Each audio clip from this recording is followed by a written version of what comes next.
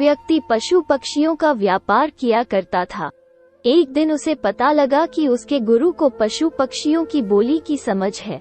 उसके मन में ये ख्याल आया कि कितना अच्छा हो अगर ये विद्या उसे भी मिल जाए तो उसके लिए भी यह फायदेमंद हो।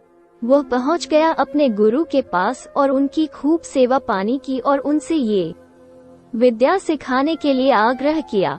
गुरु ने उसे वो विद्या सिखा तो दी, लेकिन साथ ही उसे चेतावनी भी दी कि अपने लोभ के लिए वो इसका इस्तेमाल नहीं करें, अन्यथा उसे इस कुफल भोगना पड़ेगा।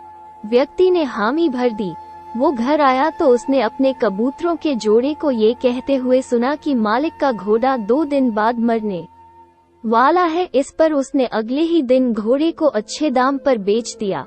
अब उसे भरोसा होने लगा कि पशु पक्षी एक दूसरे को अच्छे से जानते हैं।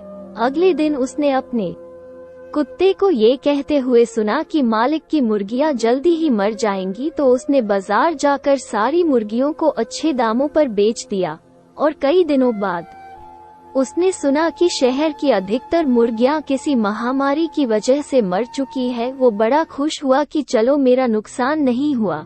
हद तो तब हो गई जब उसने एक दिन अपनी बिल्ली को ये कहते हुए सुना कि हमारा मालिक अब तो कुछ ही दिनों का मेहमान है। तो उसे पहले तो विश्वास ही नहीं हुआ, लेकिन बाद में अपने गधे को भी उसने वही बात दोहराते हुए सुना। तो वो घबरा कर अपने गुरु के पास गया और उनसे बोला कि मेरे अंतिम क्षणों में करने योग्य कोई काम है तो बता दें, क्योंकि मेरी मृत्यु निकट है। इस पर गुरु ने उसे डांटा और कहा कि मूर्ख, मैंने पहले ही तुझसे कहा था कि अपने हित के लिए इस विद्या का उपयोग मत करना, क्योंकि सिद्धियां न किसी की हुई है और न किसी की होंगी।